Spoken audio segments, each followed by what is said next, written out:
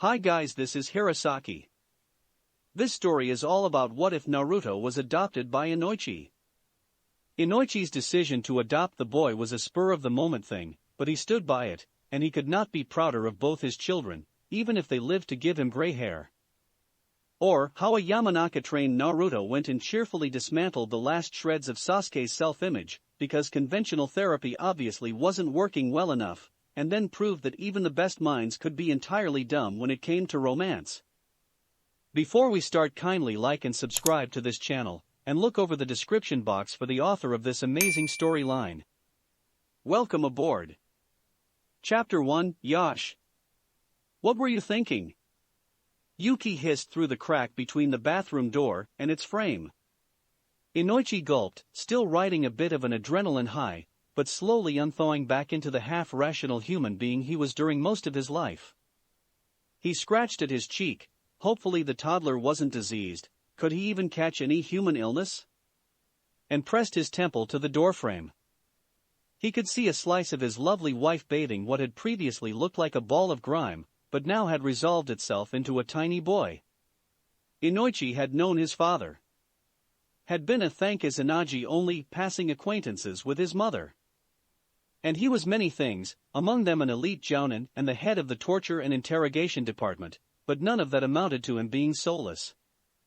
This was a child of his village, of his comrades, out in the street at night, looking like he had literally crawled out of a gutter. When Inoichi spotted him, his thoughts went somewhat like, "Oh, poor little blonde child, look at those cerulean peepers, obviously you're a lost relative of ours. Come to the bosom of the Yamanaka clan.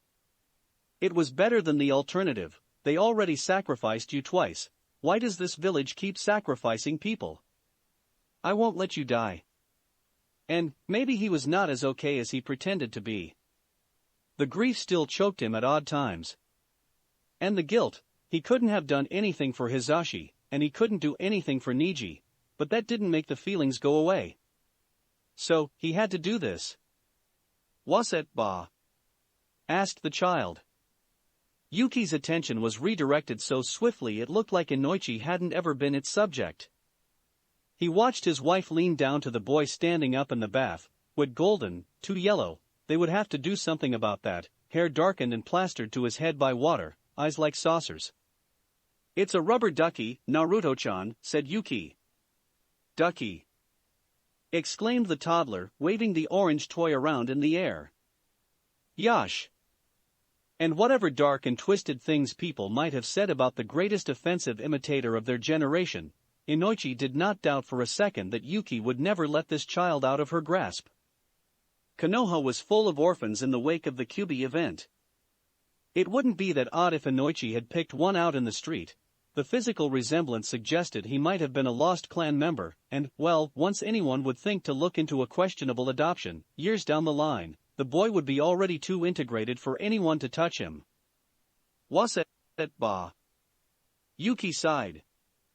She loved the boy's inquisitive spirit, but she was taking care of two children now, and hearing "what's it, ba?" every 30 seconds got old fast. "A book," she said. "It's for reading." "Ah?" The boy was looking up at her, eyes wide and incomprehensive. Of course. Of course, his development had been completely neglected, just like his appearance and his hygiene.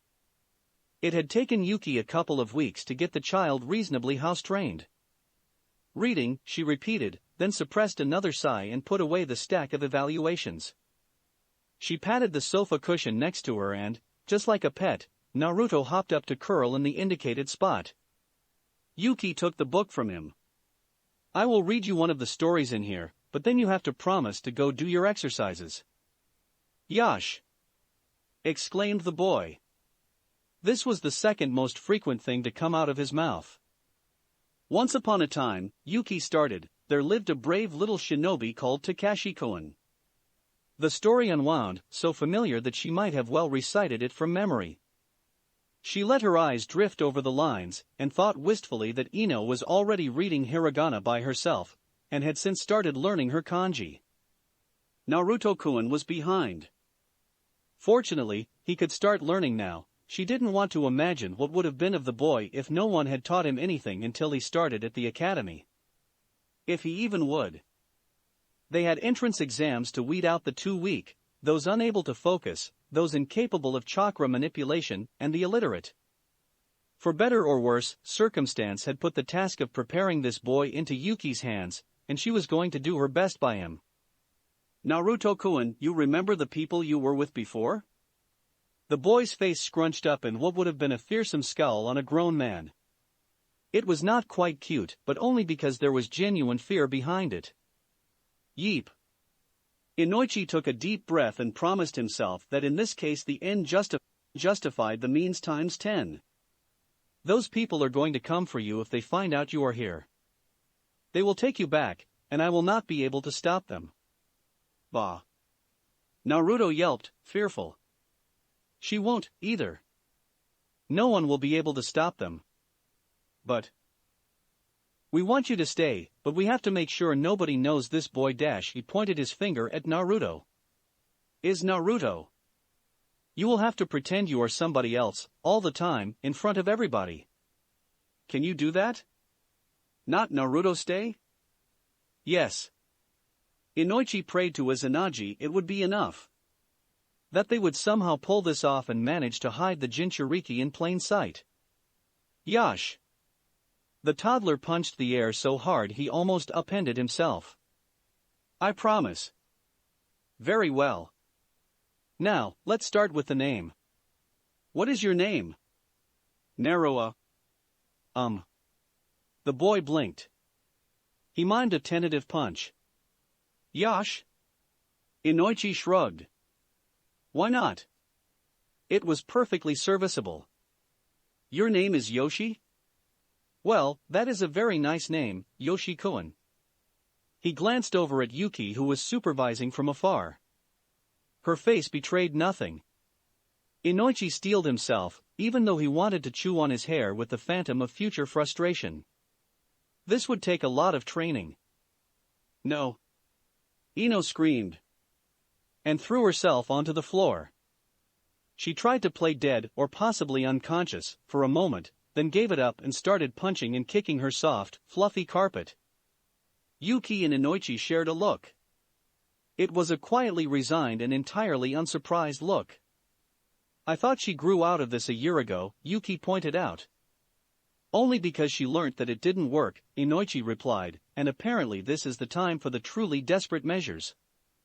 His clever daughter had caught the exchange and catoned onto the fact that she was shit out of luck with the performance. She knelt up, clasped hands in her lap, and made the biggest pair of wide, sad, puppy eyes that Inoichi had faced in his life. There was brightness in them that hinted at future tears. Daddy. Daddy, please. Inoichi raised an eyebrow. This one was new. Daddy, Mummy, please send him back.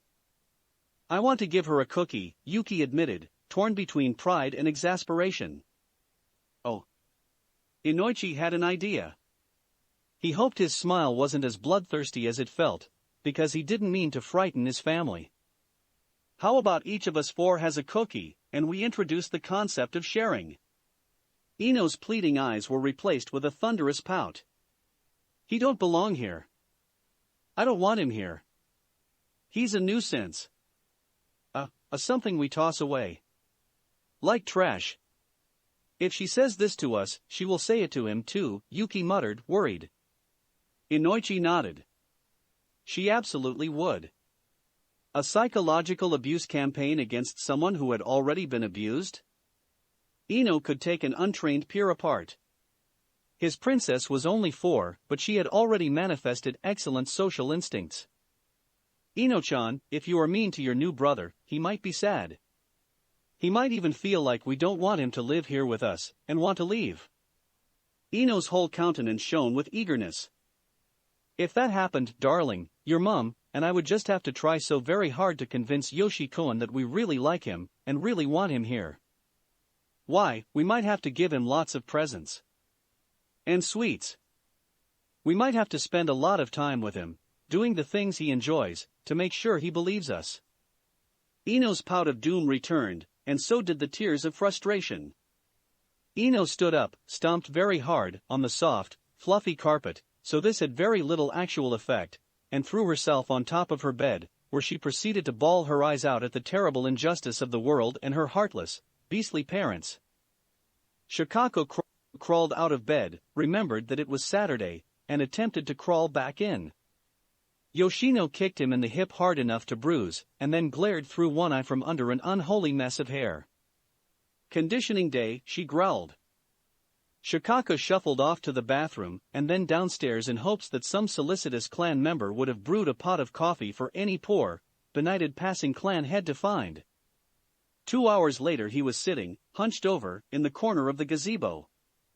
They were surrounded by trees, deep enough within Nara grounds that they couldn't be seen or heard from outside without some heavy-duty chakra techniques, because it was his turn to host the conditioning day, as Yoshino called these meetings.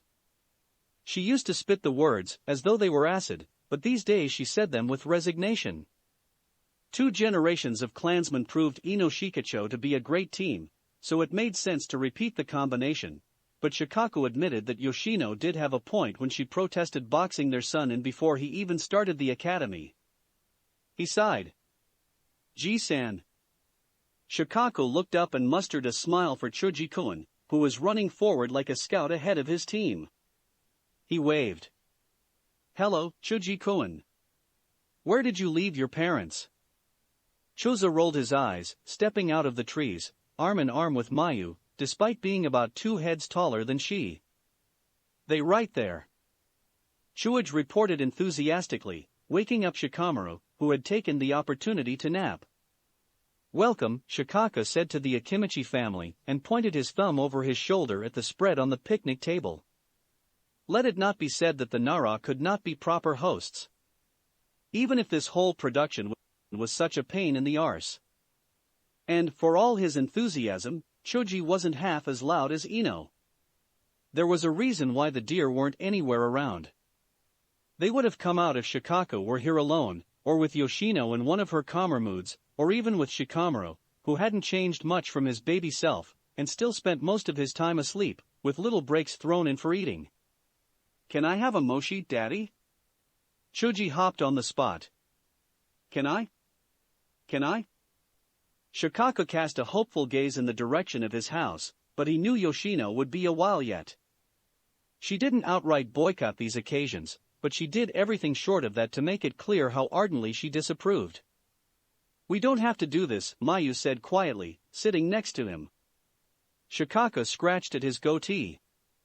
Yoshino was the most outspoken out of the sinister 3, but that didn't mean Mayu or Yuki disapproved any less. They were just quieter about it.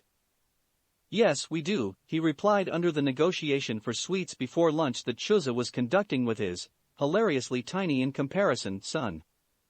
"We do because they will be Ino Shikacho, and of course everyone will expect them to be a great team right away. People won't remember it took Inoichi, Chuza and me years and a war to get there. They won't remember the first Ino Shikacho team wasn't even meant to be a team, that they were just the leftovers of other slaughtered teams who came together in a crisis and survived by a fluke." Mayu stared at her happy 4-year-old lardball. "Wish that I could have more." Yes, the terrible curse of the life of shinobi parents, knowing how high was the likelihood that you would have to bury your child. Better to have a few spares around to fill that hole. And yet, look at them. 3 clan heads with only children, each family for their own reasons. "So, we'll keep doing this," Shikako concluded, "and give them all the head start we can scrounge up for them." "I see," grumbled Shikamaru, rubbing his eyes with his fists. When did you wake up? And why hadn't Shikako noticed? This wasn't a conversation he would have wanted his son to overhear. "Hello, Boss-san," Shikamaru said instead of an answer.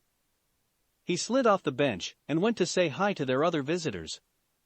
Which was wildly out of character for him, and probably inspired by the bomb Shikako had just unintentionally dropped on his little head, damn it. "Pekka-piko." Chuji yelled. For being about knee height, Shikamaru managed to mimic Yoshino's long-suffering expression astoundingly well. "I'm not food," he complained, but it didn't seem to matter to Chuji, who was hugging the stuffing out of him. Shikako, Yoshino said in a things-had-gone pear-shaped voice, I'm seeing double. Shikako obediently followed the direction of her look. He let his chopsticks fall and jumped to his feet. He looked about as alarmed as Yoshino felt. This was wrong. What was going on? Yuki walked lightly across the expanse of grass, carrying a monkey like Ino in her arms. Half a step behind her walked Inoichi, carrying in his arms a monkey like, not Ino. Did Inoichi spawn again and keep it secret? No, Yoshino would have known if Yuki had been pregnant, and she knew that if the pregnant woman hadn't been Yuki, Inoichi wouldn't be alive today. Cloning then? She mused fancifully. She left the formulation of realistic hypotheses to her husband. Mummy? Choji was asking somewhere behind them. Where do brothers come from? I want one too. Troublesome, muttered Shikamaru, and then, yet more quietly, me too. It's not fair. Choji was crying. Why Ino gets one and I not? 'Cause she's a girl? Suggested Shikamaru. Some clans don't let girls be heirs, so they have to have children until it's a boy dash. I'm sure that is not the case here, Mayu cut in, trying to placate the two boys, although there was an underlying question in her voice. Introductions? Yoshino suggested dryly. Her right hand was on her hip, her left hovered, with heavy implication, around her tag pouch. Inoichi sported a pained expression, aware that this confrontation was coming, and that he was going to have to come up with some really good explanations. This is Yoshi. He's my ward right now, but Yuki and I are looking to adopt him. The boy weathered the attention of 6 big, some of them extremely big, adults with very little nervousness. He seemed to be fine as long as he could chew on his necklace. Oh, is he a cousin? Mayu inquired, coming closer, watching the boy with the same intensity as the boy watched her, all big blue eyes and zero fear. I haven't heard you've lost anyone? Condolences. Inoichi shook his head. Years ago. Per his parents' wishes, Yoshi-kun was placed with guardians outside of the clan, but I have recently found that they were unsuitable. I gots to live with Ba and Ji. The little boy informed them solemnly. Yoshino heard Mayu breathe out an ah, and was extremely proud of herself for managing not to do the same. The boy could have been Ino's brother just as easily as her cousin, the same flaxen hair, even though is stuck out like the short section of Inoichi's, blue eyes just a shade darker, the same wide grin, the same future of breaking hearts wherever he went. Shikako groaned and went straight for the sake, which Yoshino had brought for herself and the ladies, but he was willing to fight for it, Kami damn it. Yoshi, huh? Said Chuji. Like Shika's mum. He seems nice dash. I hate him. Yelled Ino, tugging on her pink dress so hard a seam came loose. She turned her back to where the adults were all admiring the new boy. Why? Asked Shikamaru, chewing on the edge of his sleeve. He wants to steal Mom and Dad. He steals everything. He's a stealer. Thief, Shikamaru corrected and then frowned. What did he steal? That shiny necklace, maybe? Oh, stuff, Ino said unconvincingly. If you don't want him, said Chuji, give him to me. I want a little brother, but Mummy says I don't get one. Me too, Shikamaru said, and it came out all garbled, because his sleeve got in the way. He spat it out. Me too. If you don't want him, I'll take him. Humph. Said Ino. I hate him, but he's mine. Years ago. Per his parents' wishes, Yoshi-kun was placed with guardians outside of the clan, but I have recently found that they were unsuitable, Shikako quoted, even mimicking the tone in which Inoichi had said it. He had been sitting on this one since lunch, and it was now long after dinner, children had been packed off to their respective beds, and when Shikaka signaled Chuza to retreat under the guise of getting more alcohol, he finally got his chance to corner his lying best friend.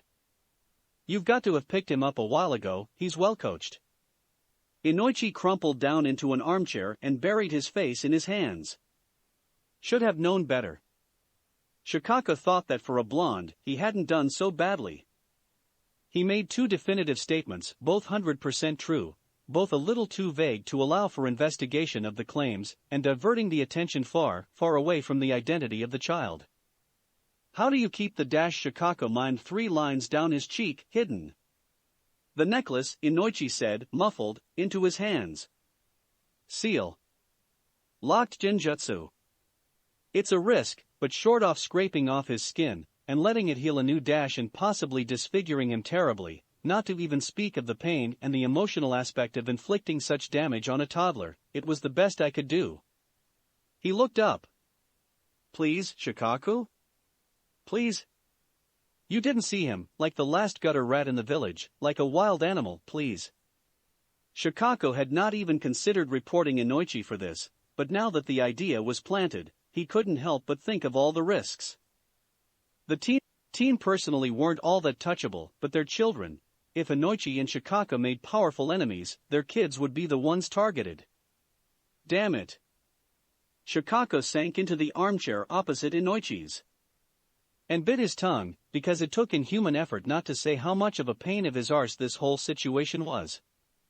Hokage-sama, I came to inform you that I have taken guardianship of a previously misplaced clansman, and petitioned to officially adopt him. After a day of politicking and administrating, this appointment was almost refreshing. What dismayed Hiruzen was the, for his head of TNI so uncharacteristic, amount of bullshit. And, given that this was indeed his very competent head of TNI, Hiruzen was absolutely sure that the man had asked for the graveyard slot on the Hokage's schedule on purpose, just so he could unload this shit while Hiruzen was too tired to rake him over the coals for it. Well, in the name of Konoha's values and the standing good relationship of the Hokage administration with the clans.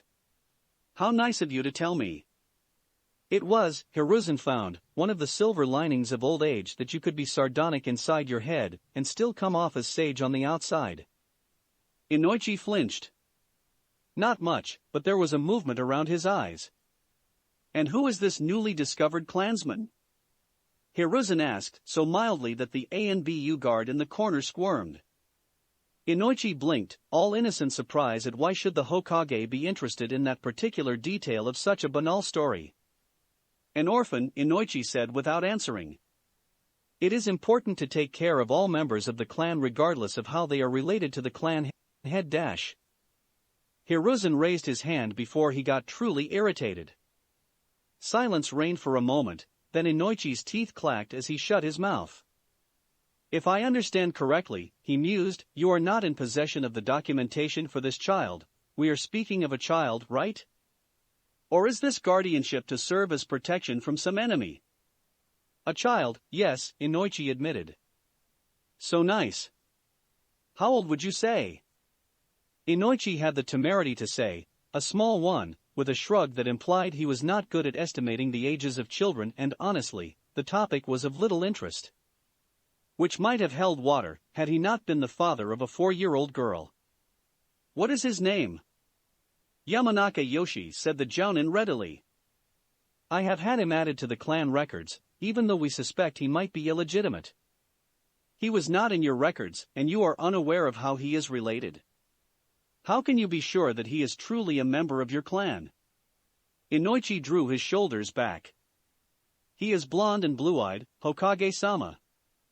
Hiruzen was rarely stumped. He was stumped now. Blonde and blue-eyed, he repeated to himself, lips moving soundlessly. What could he answer to that? There were so many possible responses, ranging from calling Inoichi on his contempt for the Hokage to attacking that pile of nonsense with logic to a comeback that was as witty as it was true.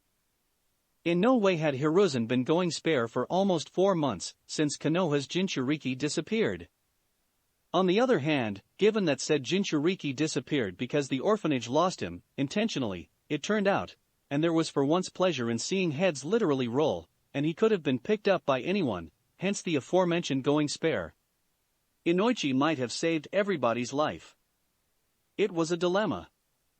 But the hour was late, willful ignorance had been the best policy for years, and so Hiruzen pulled out his pack of tobacco and his pipe, and started stuffing it. Well then, I truly don't see how this is a matter for the Hokage. Hokage office. It is not every day an esteemed clan head such as yourself chooses to foster an orphan. It does you credit. Indeed, I know that you and Yuki-san will be the most diligent parents to both your children. Inoichi barely moved, but the oh fuck look in his eyes was a sight of beauty. Hiruzen waved his hand with the still unlit pipe in it. Congratulations, and all that. Now, time has gotten away from us, and we both have homes to get back to. What did he say? Asked Shikaku. Inoichi shrugged. Pretty much the same thing you did. I never said anything to him, he doesn't know shit, but there's no need to panic about the village losing a you-know-what. Chusa, the silent guardian shadow towering over them, nodded. Lateral thinking, huh? Your favorite. Chapter 2, Birdsong. Hiruzen froze at the sight in front of him. Sadly, it was familiar. Kakashi stood in the middle of the corridor, dressed in his full ANBU uniform except the porcelain mask, which hung at his belt, and holding a chikuto in his hand. There was no expression on his face, but if there had been one, Hiruzen fancied it would have been murderous. He had suspected that this was coming. He had just been nurturing the mad hope that, perhaps, this boy could learn from his mistakes. Or maybe he learned. Maybe he was here with the full awareness that his actions would result in his death. Maybe he did not care to live anymore. These last 6 months of back-to-back ANBU missions certainly suggested so. Kakashi had been badly off before, but he was spiraling now. Good evening, Hound, Hiruzen said mildly. Until the boy attacked, he was still "Oh Kami, please, salvageable." Nice night we're having. Kakashi remained motionless. Hiruzen thought of reaching for his pipe, but that might have betrayed the tremor in his hands. Still, last time Kakashi tried to kill him, he hadn't let Hiruzen get a word in. Just sprang, Chikuto first. Got himself slammed headfirst into the floor by the attendant ANBU guard. Admittedly, Kakashi had been chakra exhausted and dead on his feet at that point. Where is Sensei's legacy, said the boy. Safe, Hiruzen replied obliquely. Telling Kakashi would negate all the good that could potentially come with the unexpected development regarding that particular child, and while Hiruzen wasn't at all confident about how long the ruse would last, there was still enough will of fire in him to make the wager. This cruel deception was just a part of the gamble. If he could have told Kakashi, he would have. It tore at his heart to see one of the last few things this shinobi cared about ripped from him, after so many catastrophic losses. Where? I do not know, Hiruzen obfuscated. Part of the security precautions. He had, in fact, not been to the Yamanaka clan lands since his first term of service, and had no idea where exactly the boy could be at this very moment. It was thin, but enough to make Kakashi's cynical mind jump to the wealth of worse alternatives instead. Danzo, Kakashi breathed almost soundlessly, yes, a worse alternative indeed. See you spitting on Sensei's sacrifice again, Sandaime-sama. At the sibilant sound of the sentence, Hiruzen found himself painfully reminded of Orochimaru Koen. And, just like Orochimaru Koen, Kakashi turned and walked away, without making a single threatening move in Hiruzen's direction, and that was somehow worse, because if he was going to get himself killed by root for some madcap mistaken rescue mission. Stand down, shinobi. Hiruzen bellowed. Kakashi paused. You will not attack your own village. You will obey your orders, trust your Hokage, and wait until the day when your service is needed. Kakashi briefly looked to his blade, then to Hiruzen, and to his blade again. It wasn't quite a threat, just a tacit promise, and Hiruzen didn't doubt that the boy meant it with his whole being. Inoichi knew that from the ANBU's point of view, Kyubi Festival meant drunkenness and riots, but from a father's point of view it was wonder in children's eyes, loud happy exclamations at the fireworks, and then a lot of chasing the little critters around after they binged on sugar. Yuki used mysterious female powers to calm them down long enough to go hang their wishes onto the fox tails, which was a tradition that was started mysteriously by drunk Anko and Aoba on the first anniversary of the Yandame's death. Now all the children wrote their wishes. Yoshi had needed a little help, but Ino had proudly managed by herself, and were standing on their tiptoes to reach up to the effigies' tails. "You gotta write your real name, stupid!" Ino yelled, looking at the fluttering piece of paper Yoshi had just hung up. Yoshi gulped. "I am Yamanaka Yoshi. I am. For real dash. No, you're not. Izanagi-sama will never ever grant your wish cause you lie about your name." Yoshi's lip quivered, and he was clearly hesitating about whether a god was a high enough authority to warrant disobeying his parents' order. Inoichi sighed. Fortunately Yuki was already on it, crouching by their son's side and promising that of course Izanagi-sama was smarter than that, and that many adopted children changed their names, and it was not lying. Ino flounced off toward the games, pleased with herself. Inoichi followed to keep an eye on her. They were going to have their hands full with the two bratlings, but he remembered last year this time, violence in the streets, a demon. Graffiti on the walls of the orphanage, and was more than willing to put in the effort. Nothing. There was nothing. Absolutely ready to start gouging eyes and ripping off fingers out of the insane conviction that any passing-by civilian might have seen something, just needed to be motivated to talk, Kakashi took to the training fields. He left 9 a smoking ruin, and was working his way through 10, which gave him a little more resistance, because those were mokotan trees. And then, in the middle of powering up another Chidori, the exhaustion washed over him. He paused, took stock of himself, and realized that he was done. He raised the Chidori up to his temple. He would have to be fast and resolute, else the jutsu might go askew. He'd score a glancing blow and survive. He took a deep breath. Stop. Instinct made him push the lightning away from himself, in the direction of the voice. Fortunately, the speaker was standing far enough, and even had the presence of mind to cover behind a tree before he established that Kakashi wasn't about to kill him. He was short. "Who are you? What the hell are you doing?" countered the intruder. Kakashi did not dignify that with an answer. It was self-evident. The interloper stepped out from his improvised shelter and edged a little closer, hands empty, and held within Kakashi's sight, like he had been coached on how to talk to violent head cases. "Why don't you put that away, Shinobi-san, and, talk to your commander? Or to the psych department? Maybe better go straight to the psych department." "It's late," said Kakashi. And he might have been late by now, too, if not for somebody rudely butting in. "You should be at home." The busybody snorted. "Yeah, home at the Genin dorm, with the cardboard walls, and the guy next door entertaining his lady friend." Somebody laughed. A moment later Kakashi realized it was himself. Onset of hysteria, perhaps? "Lady friend," he repeated incredulously. The boy was talking like one of Jiraiya's novels. Then find a lady friend yourself. Or a gentleman caller. Just go be somewhere not here. By the sound of disgust coming from the stooped figure, Kakashi had overestimated his age. In any case, he thought, dismantling the Chidori before it scorched off his hand, the boy had done him a favor. Now, in a little more rational state of mind, Kakashi remembered that he was an elite fucking jounin, an ANBU captain, and one of the best damn trackers in Konoha, and if he tried hard enough, he would find Naruto even if the boy had been hidden away in the pits of hell itself. It might take him a little longer if that was the case, but he would find him. "A word, hound," said Yamanaka Inoichi, pausing at the door of the ANBU lounge. Kakashi peered over the top of his book, spotted the TNI head's expression, and filled in the details. "That little fucker reported me." Yamanaka, owing to a lack of mask, managed to convey what did you expect, moron with a minute shift of facial muscles. "Well, he saw you attempt suicide." He was, naturally, quite shocked and worried.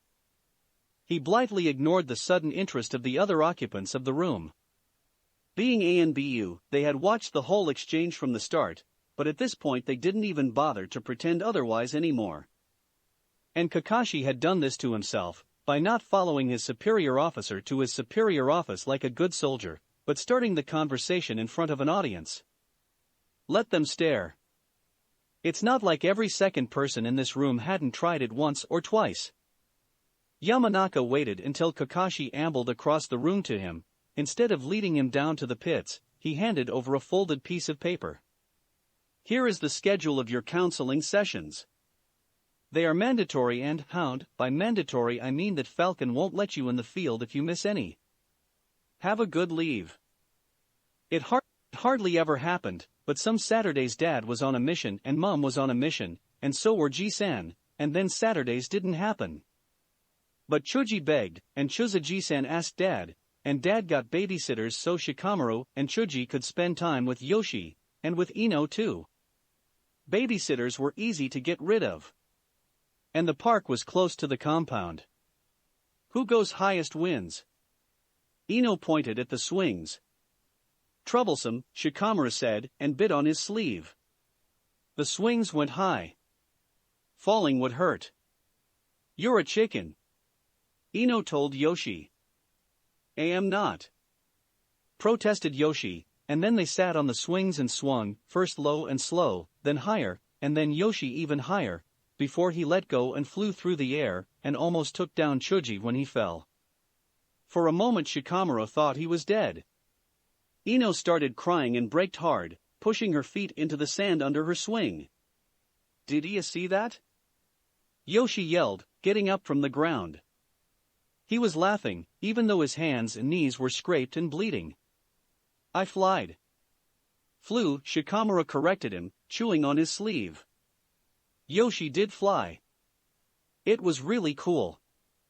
Wow, said Chuji, rubbing his bruised arm. That was so dash. What are you doing? Yelled one of the babysitters, who was in fact Shikamaru's older cousin. Though not very smart. Oh my gods, Yoshino-san will murder us. Are you bleeding? The cousin ran up and knelt in front of Yoshi, who just grinned and patted her shoulder. Don't cry, Nachon dash. He made me. Ino wailed, hugging the other babysitter's leg. She continued crying, but Shikamaru could tell she wasn't scared anymore. I didn't wanna, but he dash. That's not true. Argued Chuji. Ino looked up at the other cousin, face red and wet with tears. Enne-san, he said I gotta, or I'm a chicken. I'm not a chicken. You are too. Yoshi cried. He wasn't smiling anymore. He was angry. You're a chicken, 'cause you squawk like a chicken. Squawk, squawk dash. That's enough. Yelled the first babysitter. I've had it up to here with your shenanigans dash. She waved her hand above her head, but it wasn't very high, because she was still kneeling. And you're all going straight to the backyard, where you will each stand face to a tree until Mayu-san and Yuki-san come for you. And I will tell your parents everything you did today. Shikamaru bit down on his sleeve very hard. When the babysitters herded them back to the compound, Ino got carried, because she begged and went all sniffly again. He held Yoshi's hand and promised that he and Chuji would tell their parents the truth. Worth a cookie? Yuki asked dryly on Sunday, after she reported the events to her husband. So much for their carefully planned reintroduction of Yoshi to the public. It was just luck that most people viewed children as non-entities, and nobody had asked any questions either of them or about them. Inoichi sighed, covering his face with both hands. Why not? Let's give each a cookie and ground them both for life. Nothing. Nowhere. There was no trace of the boy. His scent was gone from the village, and must have been gone for months, because one by one all Kakashi's Ninken hung their heads and admitted defeat. Kakashi spent his week's worth of leave infiltrating offices and searching for paper trails, but there was predictably not a single relevant document. Naruto was not dead. The Sandaime would not have been nearly as calm about Kakashi's questioning otherwise. And the boy was not out of the village either, citing the same evidence. But short of some of the most powerful clans, who had all petitioned to absorb the Jinchuriki in some twisted political play, and who had all been repeatedly informed by the Hokage and the Council of Elders about whose arse they could go suck, the only places in Konoha where a human being could disappear so thoroughly were the deepest underground. Either black market, again, Sandaime would have blown a gasket, or black ops. Naruto was gone, beyond Kakashi's reach, entrusted into the hands of a man who made a sport out of turning people into puppets. Kakashi had seen a few of those trainees in ANBU, and there was nothing in them. They were empty. Kakashi himself had at least the grief and the guilt, but those operatives were human dolls. How long would it take before the light in Minato-sensei's son's eyes went out? At a glance, this Saturday didn't seem any different from the past ones. The women grumbled and drank their cocktails, the men complained about politics and unmanageable subordinates, and the kids did their own thing. Only, Shikako thought, while eyeing the last mochi and wondering if it was worth the trouble of standing up to get it, Choza had been too quiet. "What's eating you then?" asked Inoichi. "And stole the mochi." Shikako swallowed his reflexive comment and shifted his attention to his other best friend. Choza sighed. "I'm going to have to ask you to do something very unfair and hurtful." Shikako straightened. Choza let his despair show on his face. He looked like just speaking of it was hurting him, and yet he had to power through for whatever the objective was. I spoke with Mayu too. She said to wait a little longer. But we've waited, and it's getting worse and... I am sorry, Inoichi. Just spit it out, for God's sake, Shikako thought, about ready to chew on his sleeve the way his son tended to. Inoichi didn't betray any reaction, but from him that equaled having shifted to mission mode. Look at the children, Choza said quietly. Both Inoichi and Shikako did as bidden. Shikako himself did not pay a lot of attention to the progeny. As long as there were no mean words and no screaming in pain, he was content to let them be. But apparently he had been too complacent. He saw what Choza meant. And he knew what Choza was going to ask for. Unfair, hurtful, but fuck, he was right. Shikamaru, Choji and Yoshi were huddled together around the base of a tall tree. Shikamaru seemed asleep, while the other two boys were talking quietly, about some manga, Shikako determined by channeling chakra to his ears, and watching a row that was tentatively moving closer to examine them. Ino was barely visible behind a tree about 15 yards away, curled up and sniffling. Shit, Inoichi muttered, moving to stand. Wait, Shikako stopped him. Ino wasn't hurt, just sad, and could wait for a few minutes before the concerned parental unit descended upon her. Choza, has this been happening every time? Choza shrugged. With variations.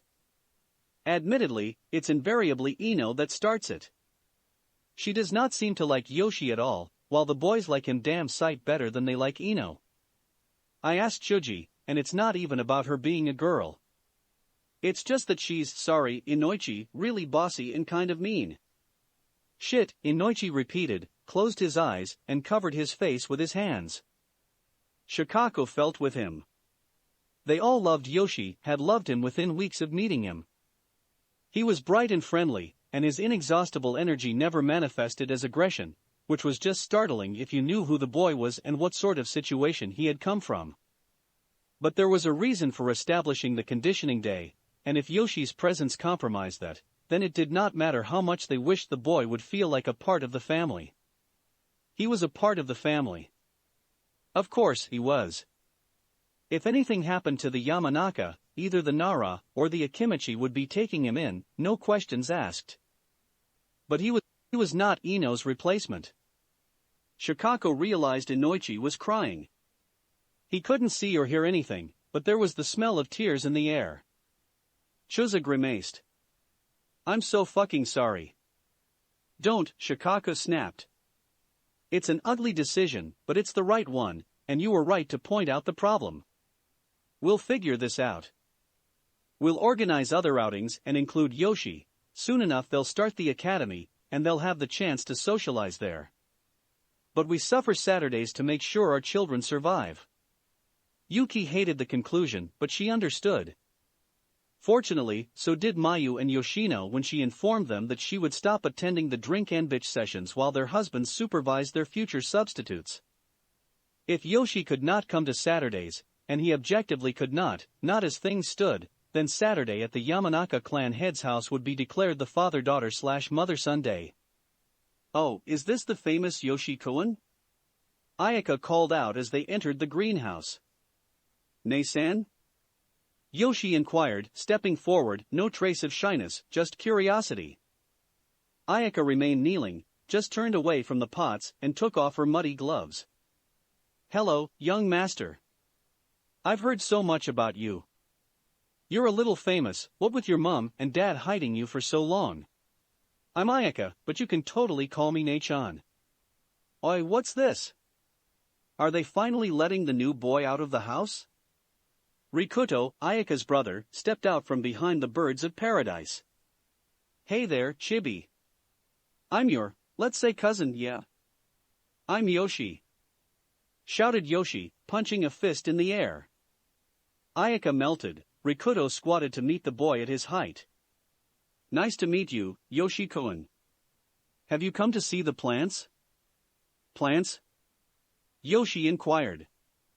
He looked up and around himself, and his eyes widened with awe. Green. Yoshi, it turned out, loved plants. He was a lot more interested in them than Ino. He seemed to have two green thumbs, too, and after watching him take care of some of the less delicate flowers in the greenhouse, Yuki decided to let him keep some in his room. He asked, perhaps a little predictably, for a monstera.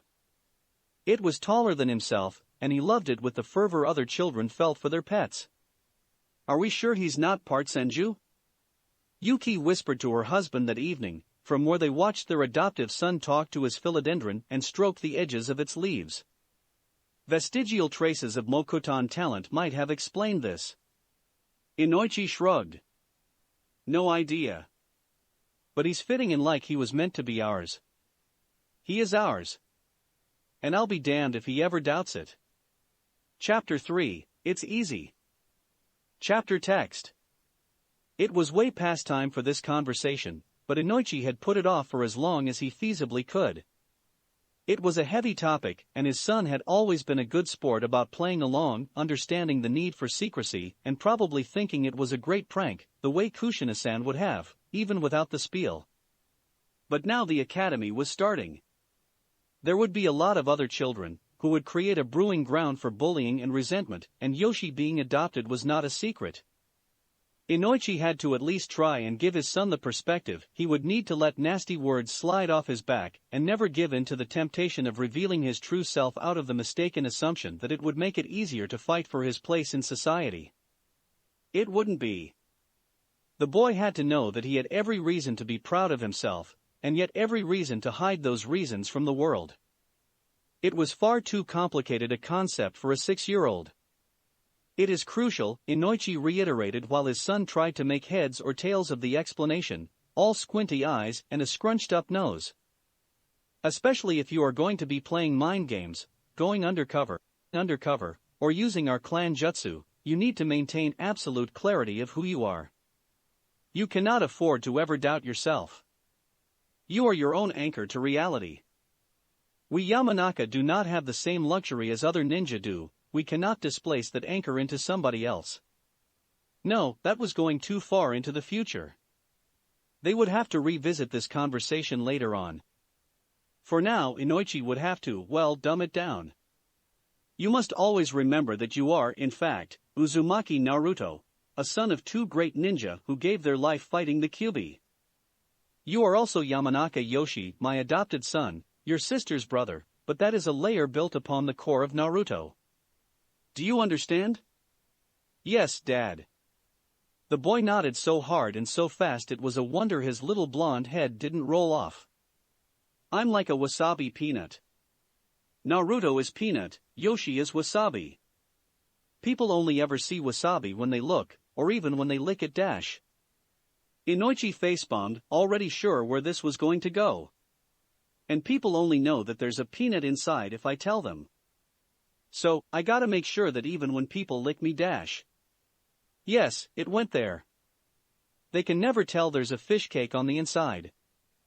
Inoichi mentally apologized to his wife in advance, because this would definitely come back one day to bite them on the arse, smiled and nodded.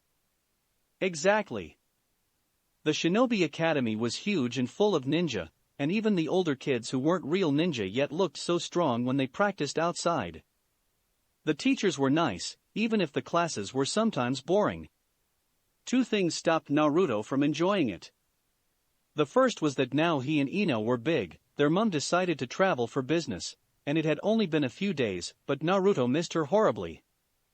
The second thing was the other kids. It took Ino a week to take over their entire class.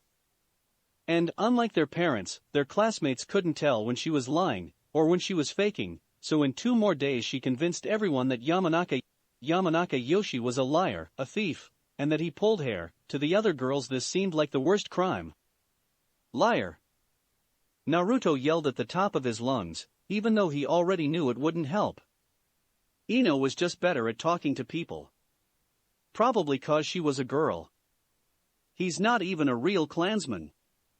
Ino announced, eyes bulging and hands waving, as though she was making a huge, important, dramatic reveal. He's adopted. Naruto would have been devastated by this proclamation. Had, in fact, been devastated by it, the first few times Ino shouted it in a fit of jealousy. But Dad and Mum always told her off and spoke to Naruto afterwards, and they were nice. Oh. Is that true? Poor Ino-chan. So, Naruto didn't get angry now. Instead, he stepped up and tried to repeat what Inoichi-san had told him. I am too a Yamanaka. 'Cause Dad said so. And I am a real clansman.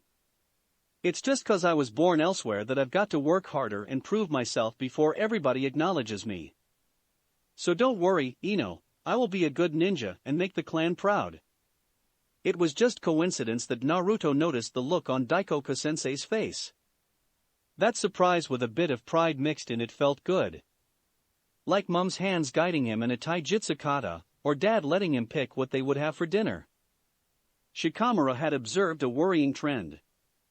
The classes were boring, he had expected this, the teachers were catering to clan children over the civilian students, also expected, the children were stupid and noisy, obvious, and there was a boy in Class C that always ate his lunch alone. Bullying happened, that was a fact of life, and Shikamaru did not mean to change the world, but when bullying happened to his friend, he was not going to let it go.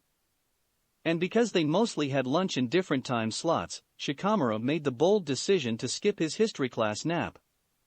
Hey, Blondie, he said and sat on the bench next to Yoshi. Quick check of the bento revealed that it was one of the store-bought ones. Why didn't Inoichi-san ask one of the clan's women to make his children's lunches was a mystery. Shikamaru! Yoshi exclaimed, so startled that he dropped one chopstick. What are you doing here? Why so loud? Shikamaru thought wearily. I go to school here. What? Really? I've never seen you round. He peered up through his hair suspiciously. Do you skip a lot? It's only the 4th week. Shikamaru reached out and pushed the hair behind Yoshi's ear. Better. Get a tie for it if you're going to grow it out. There are 3 classes in the first year. Since we're sorted by surname, you and Ino are in Class C, I'm in B and Chuji's in A. It sucks. Whoa, really? Yoshi stared at him as if Shikamaru was presenting him with the secrets of the universe rather than basic information that had been explained to their parents at the entrance exam. Ah, yeah, that sucks. I wish I could be in your class instead. Shikamaru nodded in complete agreement. He noticed the other kids around them watching, as if Yoshi having a friend was weird. Ino? He asked. Yoshi ducked his head. The hair fell loose and hit his face again, and he pretended to be too occupied with his lunch to have the time to answer. Shikamaru shuffled closer on the bench and put his arm around Yoshi's shoulders. He didn't really get it. He and Chuji agreed that Yoshi was tons nicer and more likable than Ino, but if all these other kids wanted to be idiots, that meant there was more of Yoshi left for Shikamaru. So, what are you going to do? He asked quietly. Yoshi grinned through the curtain of pale hair. Oh, she'll regret it. Shikamaru nodded. And, because he knew Ino, he whispered back, if you need to hide from her, come to our house. You can live with us. They could even share a room. Yoshi was not loud all the time. What is all this? Shikako inquired, trying to sound less worried than he felt. His son, sitting in the center of the carpet, glanced over the absolute mess of paper spread over half of his room. Recon. Recon, Shikako repeated. He picked up one of the papers. It was a copy of a student's file. Watanabe Hiro. Class 1C at the Shinobi Academy, civilian parents, preliminary estimate as little potential. There were notes penciled in the margins of the paper. Quick check revealed that there were a lot more similar profiles and similar notes, as well as a pile yet to be processed. He shivered. Shikamaru, why are you making plans to have your classmates expelled? Shikamaru, writing around the intake photo of Yoshitami Keiko, sighed, like explaining himself was far too much of an effort. The reason for having 3 classes in the first year of the academy is that many of the students will fail to meet expectations and be removed from the program. It is expected that by the 4th year there will be less than 30 students left, and those will all graduate. That's right, Shikako agreed, but it's not actually an explanation. Shikamaru briefly glared upwards from where he was sitting on the floor, and then turned back to his work. I'm saving time and resources. None of these people will be able to become ninja. If they are dismissed now, the remaining students can be folded into one class. Shikako suppressed a snort. Shikamaru, I know you miss your friends, but listen to me. You are not allowed to sabotage your classmates. I won't get caught, the boy protested, offended. Not by your teachers, perhaps. Seeing the preparations in progress, Shikako was absolutely ready to believe this. But by me. And I'm saying no, no. This time Shikamaru's glare was sustained and mulish. Shikako was almost tempted to let him do it, if only because this was more enthusiasm than he had seen from his son ever, and he was supportive of that cunning, devious streak. But for once morals won, and he mind I'm watching you at his sullen child before he left him to tidy up the mess. That's new, Inoichi remarked over the dinner table as his son sat down, as far from his daughter as possible. Yoshi reached up and touched the headband. It was orange but, oddly enough, Yoshi could carry it off. Is it okay? I tried to pull my hair back, but it's too short for a proper ponytail. Hey! Ino cried. That's mine. Yoshi flinched. Inoichi did not like where this was going. It's not, Yoshi muttered. He looked at Inoichi pleadingly. It's not Ino's, really, I promise. I bought it on the way from school at that shop on Aspen Lane. With my pocket money. Am not a thief. Inoichi looked at his daughter. She crossed her arms and looked away. He put his chopsticks down and stood up. Ino tensed, but Yoshi looked like he wanted to hide from him under the table and maybe cry, and that was unacceptable. Yuki was busy traveling and procuring new specimen for the shop, and Inoichi was busy with his work, and apparently his 2 children could not be left to their own devices, if this was the result. Ino?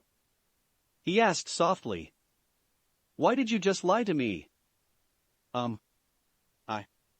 Daddy? He frowned. I'm waiting for an answer, daughter. I am not interested in your scams right now.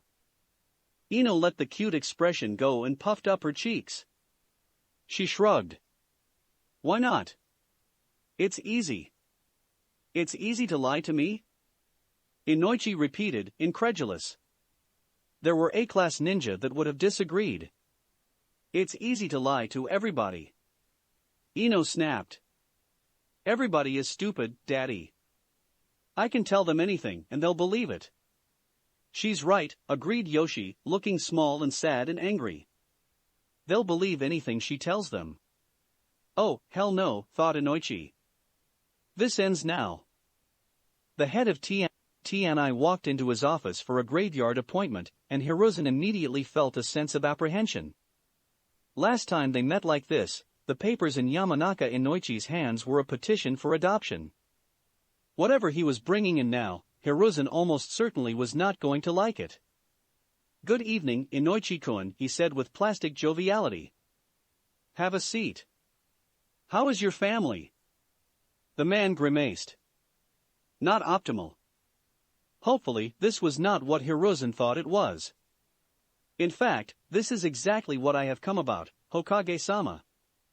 I have recently found that there are things I have neglected and..." He leaned forwards and placed the papers in front of Hiruzen. They were not what Hiruzen had expected.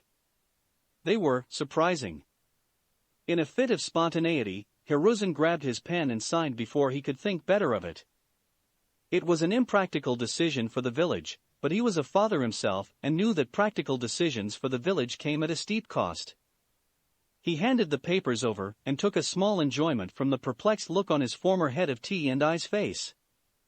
"The department will miss you, but there are more ways to skin a cat."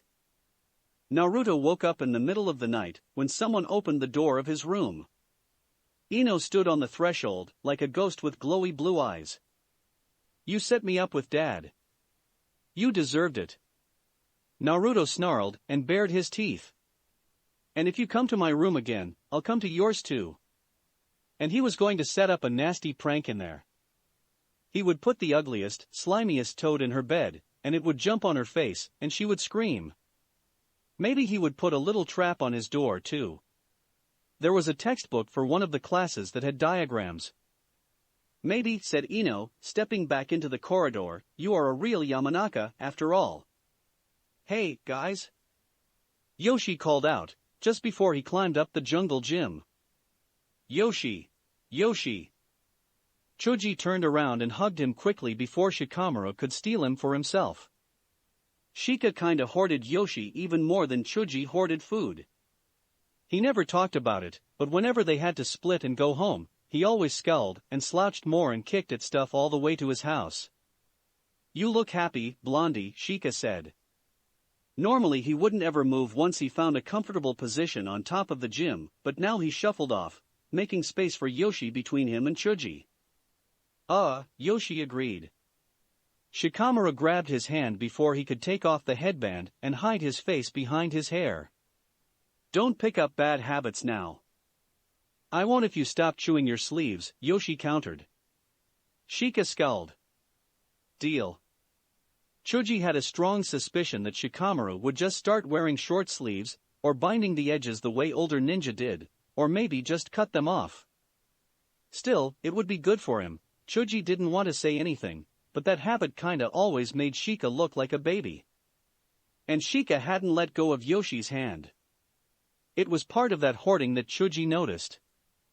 Also, he always pushed Yoshi's hair out of his face, even when it didn't actually fall into his eyes or anything. He never did any of that stuff with Choji. Not that Choji wanted him to, he was happy when Shikamaru returned hugs. That depended on Shikamaru's mood. Which wasn't fair, because he always returned Yoshi's hugs, and Choji would have been so jealous except you couldn't be jealous of Yoshi if you tried. "So, how'd it go with Ino?" Shikamaru asked quietly. Yoshi grinned. "Just like planned. Only, I didn't even have to say anything about wanting to color code our practice kunai, so they wouldn't get confused. It's like she forgot it was Dad and not one of the academy sensei, and started lying for the heck of it." "Is she very mad?" asked Choji. Ino was scary when she was mad. She yelled and then set up everybody to look like troublemakers in front of the grown-ups. Yoshi shook his head. "Nah. I thought she would be too, but she started talking to me. Like, for real. Like I just became a real person to her." Choji wondered if that was the big secret. If, to be friends with Ino, you had to stand up to her and defeat her at her own games. Even if it was so, he could never do it. Shikamaru met Choji's eye. He was frowning and his hand tightened around Yoshi's. "You're going to be friends with her now?" Yoshi shrugged. "I'm gonna try. It would be great if we could all be friends, Annie?" He grinned and leaned into Shika's side. Shikamaru looked unconvinced, but also distracted, and Choji couldn't help but hope that it would work out. He'd like being on team with Ino a lot more if Ino was their friend and only played her games with other people. Yuki came home exhausted and looking forward to a shower, but before she could get to it she had to run the gauntlet of her family. "Mom!" yelled Ino, and launched herself at her. "Mom? Mom!" Yoshi came in on her heels and joined in on the hug. Yuki freed a hand to prevent the imminent bloodshed, but to her shock, Ino did not even shove Yoshi. She didn't seem entirely happy with the situation, but the extent of her protest was sticking out her tongue and had Yuki truly been gone that long? What had happened? "Is this dark magic?" she inquired. Her husband walked out of the living room at 6:30. Was this his day off? And embraced her over the tops of their children's heads. "Welcome home, dear." "I resigned from the department," he whispered. Yuki grabbed him around the back of his neck and kissed him hard. The kids made disgusted noises and extricated themselves to get away from all the affection, but Yuki didn't even care, she was just so deliriously happy. A minute later they were both still standing there, holding one another. Having caught their breath, Yuki inquired, "You did not take Yoshi for a haircut once since I left, did you?" Inoichi shrugged, not even sheepish. "The first month got away from me, and then he refused. Determined to grow it out." Yuki tugged on his own ponytail. "I wonder where he got that idea." Chapter 4, Swan Dive. Bleach Boy. Bleach Boy. Irika sighed and lamented his bottom position on the academy totem pole. There was a reason why nobody wanted to supervise lunch breaks. On some days Kiba-kun was a lot more trouble than he was worth. Marks just barely above the cut-off line, no discipline to speak of, an especially disruptive Ninken puppy that could not be barred from the classroom if Irika wanted to avoid a complaint to the council from one of the scariest clan heads, which Irika did want, because he was newly assigned to the academy and couldn't afford that sort of trouble, and a habit of trying to bully his classmates. "Leave Yoshi-kun alone, dog boy!" yelled one of the girls. Her voice was pitched so high that Irika couldn't even guess at who she might have been. Another of Kiba-kun's unfortunate characteristics was an extremely hard head. Yoshi-kun was popular enough, a little too popular for someone with so few genuine friends, but with him being the adopted brother of the Yamanaka clan heiress, no one was surprised, so trying to bully him was downright stupid. "It's okay, Ami-chan," Yoshi-kun said with despondence that was as fake as it was funny on a 7-year-old. "I know it's silly to bleach my hair dash. Oh no. It looks so great on you. Blonde is definitely your color. Don't listen to the idiot, Yoshi-kun." "Thank you, guys." There was a smile in that voice. "You're really nice to me. I just want to feel like I belong to my family, and you know the Yamanaka." "Champagne blonde," said one of the girls under her breath to the others, confirming the theory that, being adopted, Yoshi-kun was sensitive about feeling like he belonged. Frankly, Irika absolutely understood his desire to fit in with his adoptive family. And Yoshi-kun did not actually smell of bleach, at least not to anyone who didn't have an extremely sensitive canine nose. Shikamaru's name was right in the middle of the hiragana, and he ended up being assigned to Class 2A with Chuji rather than with the blondes. He did not mind this. Yoshi had changed. Obviously, he had done it so he would not be bullied anymore, and he did make it a point to stop bullies regardless of whomever they targeted now that he had some personal power, but this still wasn't the Yoshi that Shikamaru wanted to spend time with. He was way too Ino-like. The classes were still boring, no change there, the teachers still catered to the clan children over the civilian students, no clan member had been dismissed from the program, the children were even stupider and nosier however counterintuitive it might have seemed, and there was a boy in Class B that always ate his lunch surrounded by a bevy of admirers. Shika?" inquired Chuji. Shikamaru raised his head from the desk and looked at his best friend. His best friend was holding an open bag of chips in his direction. "You look sad." "Eating always makes me feel better." Shikamaru smiled and took a chip. Chewing was a bother, but for Chuji, who grinned, happy to have helped, He was willing to exert himself. "Do you think Yoshi could start coming to Saturdays again?" Shikamaru shook his head. The few weeks after Yoshi had stopped coming had been terrible for everybody. Choji had cried a lot, and that made Shikamaru mad enough to even yell, to his parents' shock. Everyone had yelled at everyone.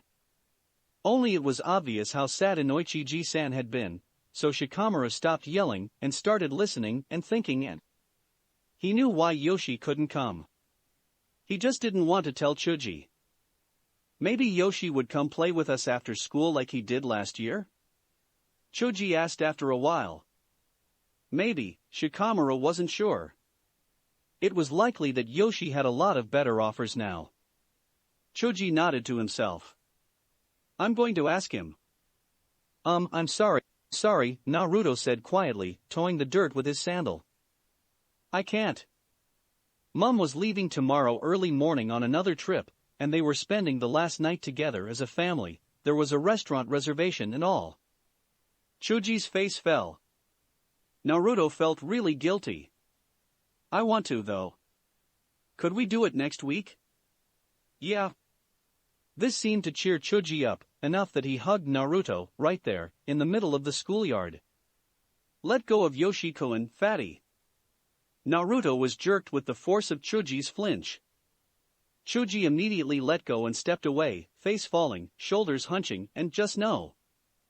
Naruto gritted his teeth, reminded himself of what Dad had told him: "Don't let them see they have gotten to you, it makes them feel like they have power, and confident enemies are harder to emotionally destroy." Instead, he made sure to look simply surprised as he grabbed for Choji's wrist and turned around to face Keiko. "Oh," he said, pulling Choji closer with all his might, which didn't actually move Choji at all, "but Keiko-chan, Choji's my friend. He's big and strong and will be an awesome ninja." He made a face like he absolutely didn't understand what Keiko had said and why. Choji's breath caught. He stopped resisting and let Naruto drag him closer. "Wah!" Keiko yelped. I didn't mean. Yoshi-kun dash. I like Choji very much, and when he's sad it makes me sad dash. I'm sorry.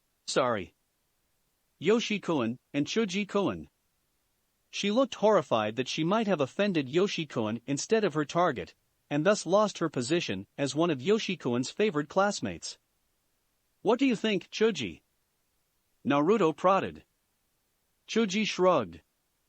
"Yeah, okay." He didn't sound convincing. Naruto put his arm around Choji's shoulders as far as he could reach, standing on his tiptoes, and watched as Keiko apologized again, this time a little more sincerely, and then ran away embarrassed, followed by a few other girls that had come as her backup. The others were lucky that they hadn't said anything. Hopefully they would learn from Keiko's example. Naruto would tell on her to Ino, and Ino would make sure there was either a looking a little chubby Keiko-chan campaign or Keiko-chan is crushing on Choji from class, a rumor among the girls. That should teach her how nasty bullying was. Naruto preferred direct confrontation, which was better to deal with boys, so he and Ino had an exchange program for these things. "I'm not very good at being subtle yet," he said quietly to Choji, "but Ino is right. This is like taking candy from babies. People are very stupid. Kids especially." Choji shrugged, dislodging Naruto's arm. "I'm used to it dash." "I know," Naruto cut him off. Of course, Choji was an easy target, with an obvious weakness that he was extremely sensitive to. So is Shikamaru. So are we. The difference is that Ino and I use it, Shikamaru ignores it, and you are letting them hurt you. But dash. Is your dad fat? No. Choji exclaimed. It's all muscle. Is your mum fat? No. The boy went red in the face. She's pretty. See? It's what happens when you grow up.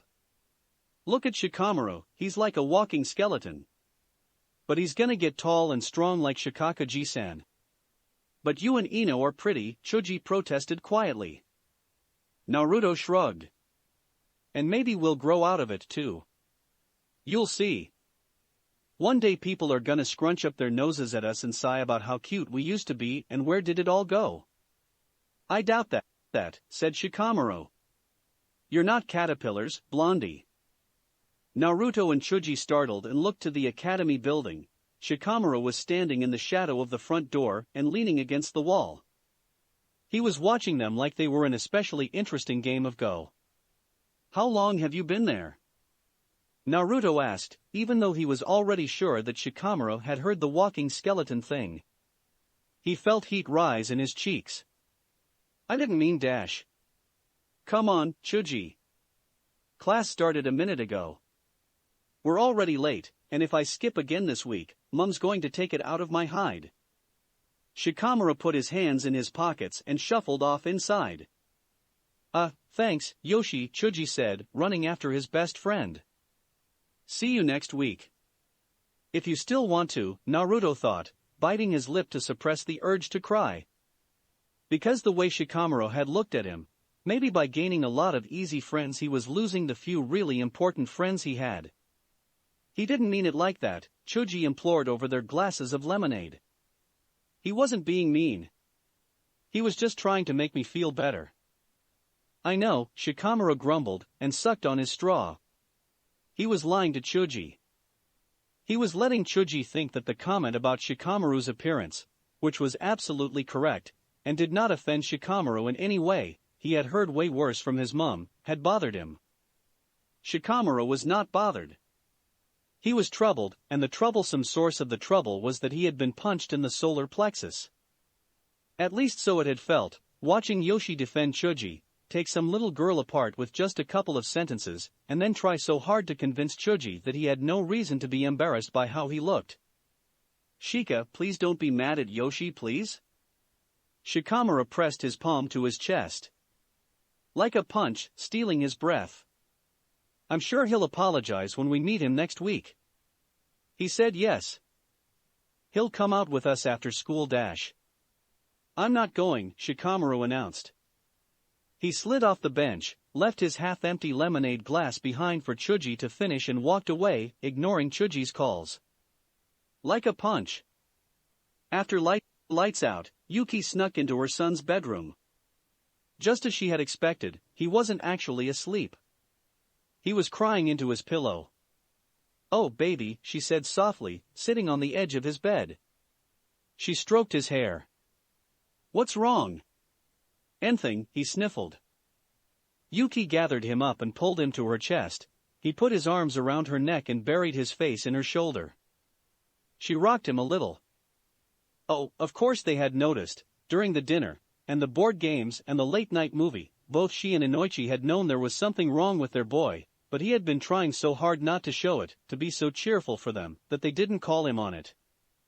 Yuki couldn't leave in the morning if her son was crying himself to sleep at night. Tell me, she whispered. I'm sorry. Did you do something wrong? She asked. If he did, they would solve it. Apologize, make it up to whoever had been hurt. Of course, such a little boy would feel that his problems were unsolvable. That was why he had adults to turn to. Yoshi nodded into her shoulder. I said something mean about Shikamaru. I didn't mean it. I said I was sorry. But he doesn't want to be friends with me anymore. Well, Yuki was 100% certain that was not the case. Maybe he just needs a little time. He's hurt now, but the hurt heals and goes away. You'll have to be patient, but Shikamaru-kun is worth waiting for, isn't he? Yoshi nodded into her shoulder again. What's wrong with you? Ino demanded, kicking Chuji in the calf. Yoch. Shikamaru opened one eye and glowered at her. I have no qualms about hitting girls, Ino. Hurt Chuji again dash. Has every boy I know turned into a blubbery mess? I thought girls were supposed to be the crybabies. She stomped her foot. You're boring and annoying, and so is Yoshi, and so is Dad, and I'm going to find some better friends. It's been a while since a Saturday exploded this badly, muttered Inoichi. Shikako put his hand on his friend's shoulder. Choza did the same from the other side. What the hell happened this time? Inoichi shrugged. Yuki got Yoshi to talk a little, but all I know is that Yoshi said something about Shikamaru. Shikamaru broke off their friendship, and poor Chuji got caught in the middle.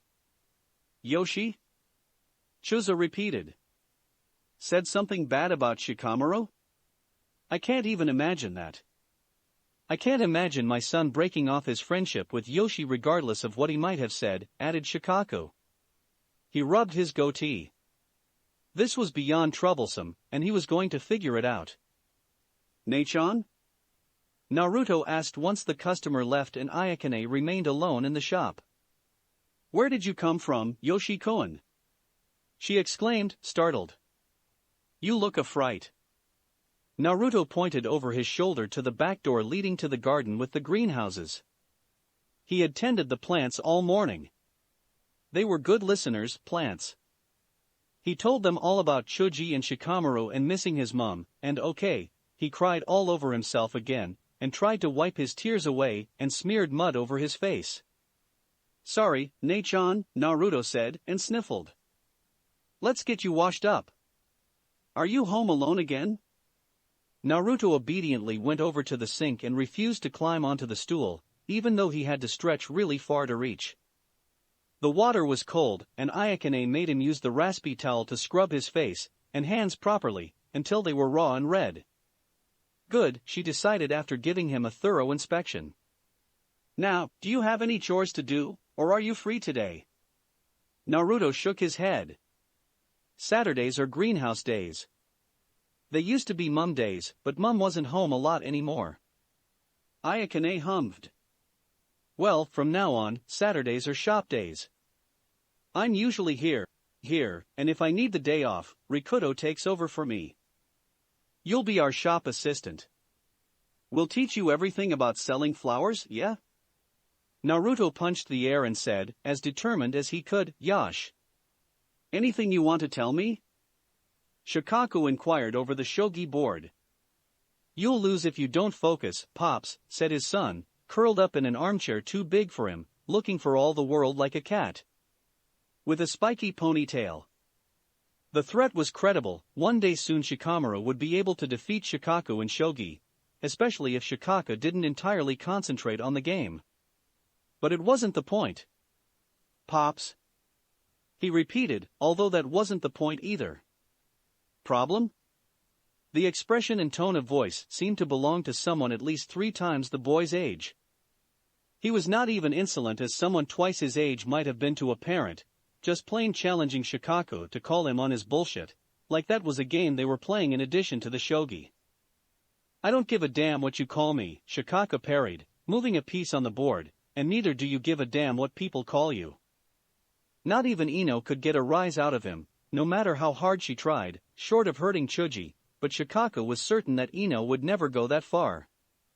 Sometimes someone hits a sore spot, Shikamaru said and leaned over to make his move. I've heard someone apologized. Shikamaru glowered. Well, an apology doesn't always make everything right, does it, Pops? I forfeit. He lurched out of the armchair and dragged his feet upstairs to his room. Shikaku sighed and tidied up the game. Obviously, something more had happened, and nobody who knew talked. Chuji and Ino were both in the dark regarding the true conflict. And Shikaku knew, if his son was standing by idly and letting Chuji hurt like this, it meant that whatever had happened had been really fucking important. Ino spotted her brother, stopped in the middle of the room, and pointed her index finger at him. I like it. Yoshi seemed shocked for a moment and then brightened up. Thanks. It's neat, huh? He shook his head, his brand new ponytail swung this way and that. He didn't leave a fringe the way Ino and Dad did, and there was no trace of the orange headband, although he had picked an orange hair tie, so Ino didn't doubt it was, indeed, her stupid brother. Finished bawling? She demanded. He nodded decisively. It's the new and improved Yamanaka Yoshi. He punched the air. The Yamanaka flower shop assistant. Ino snorted. Better you than me. And come on, your roots are showing. We have to deal with those before someone at school notices you're a fashion disaster. It was a sleet of bad luck that brought Kakashi to Training Ground 22. A mission had gone to hell, one of his team members was growing more unstable by the day and soon enough would need intervention from Psyche, but Kakashi so hated reporting anyone for mental instability. Another lead on Minato-sensei's son had dried out and, instead of getting his well-deserved 18-hour sleep, Kakashi had woken up from a nightmare about Obito. To top off the shit cake, Guy was out of the village, so Kakashi was left to blow off steam all on his lonesome. That never ended well. He started blasting his way through the training ground Minato-sensei used to prefer, and hoped that after the landscaping there would be nothing at all recognizable in the place left. One of his Doton Jutsu ripped a crack in the earth and Kakashi went on, destroying everything he came across. He hadn't noticed how far he had gone until... "Stand back!" shouted a young man's voice. A half-spherical barrier rose around a copse of trees right in front of Kakashi. The shouting young man was crouched behind it, palms pressed to an ofuta stretched in front of him and covered in a complex seal. Kakashi said, not entirely unimpressed. "Form pairs," barked the man. "Hold hands, don't move, stay quiet, don't distract me."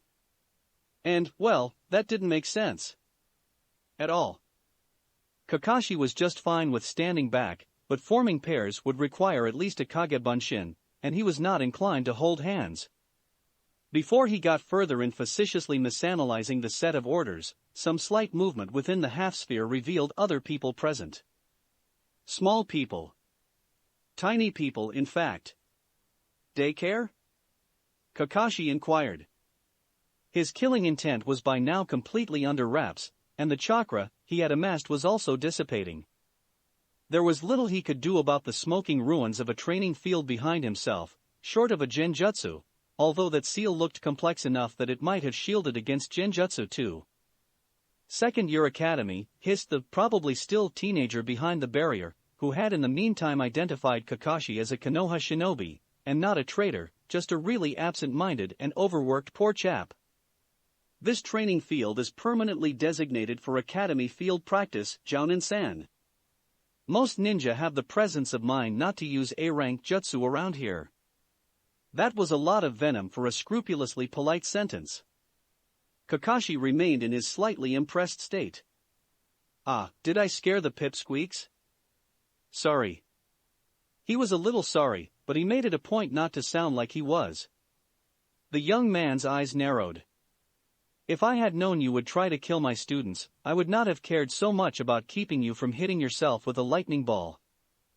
The statement was a little vague, in deference to tiny ears, but clear enough that Kakashi managed to parse it. Finally, he recognized the genin that had startled him out of committing suicide out of a combination of exhaustion, grief and fury. "Young," he remarked. "Had to have been a child last time they met." He grinned.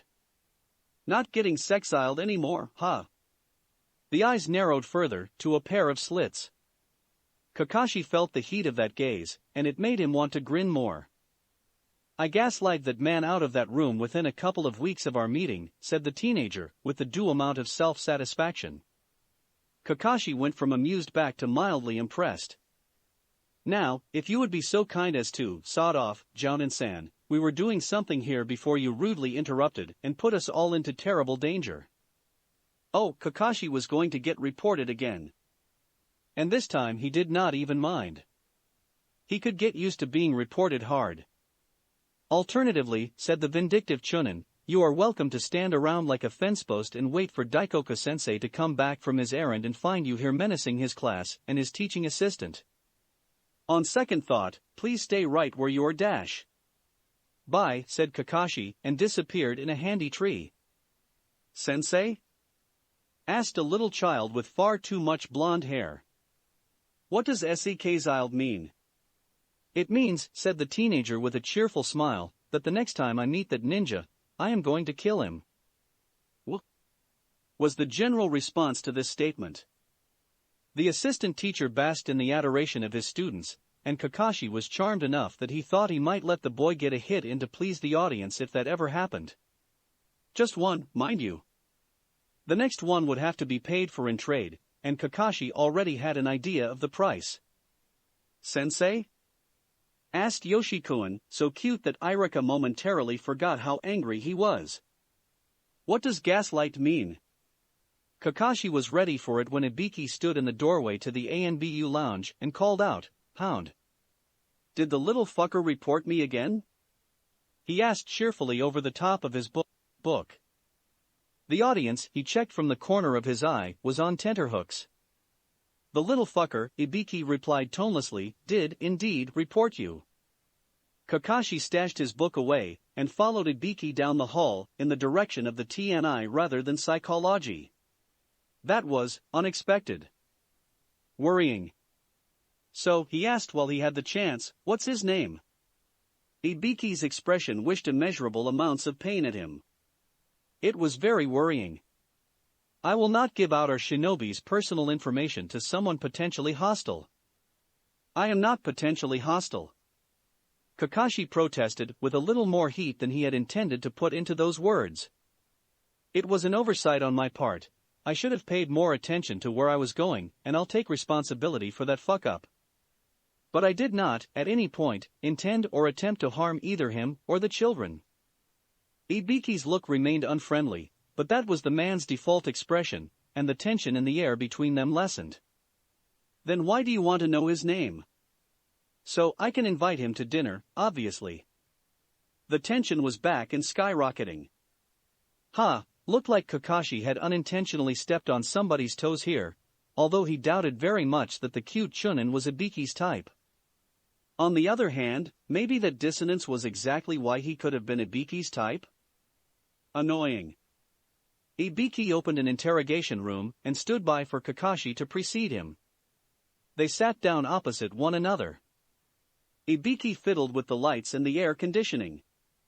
Kakashi considered pulling out his book again, but decided that there was a limit to how far he could push Ibiki, because Ibiki was still new at this post and hadn't yet had the time to develop a healthy sense of humor about it. Too bad that Inoichi had given it up to be a househusband. Or, well, a regular jounin who consulted ad hoc, but there wasn't any appreciable difference there. Hound, Ibiki said eventually, possibly after night had fallen outside, but it was hard to tell underground. State your personal number and current assignment for the purpose of the recording, and then report in minute detail what happened on the day when you encountered a field practice of the Academy class at Training Ground 23. Mandatory counseling hell was a little worse this time around. Understandably. While it worried people a little bit that he might be suicidal, nobody would actually put someone with tunnel vision that prevented them from noticing a bunch of kids in charge of a team. Oops. Well, more time to devote to his personal project. It went according to plan, almost like it had been choreographed.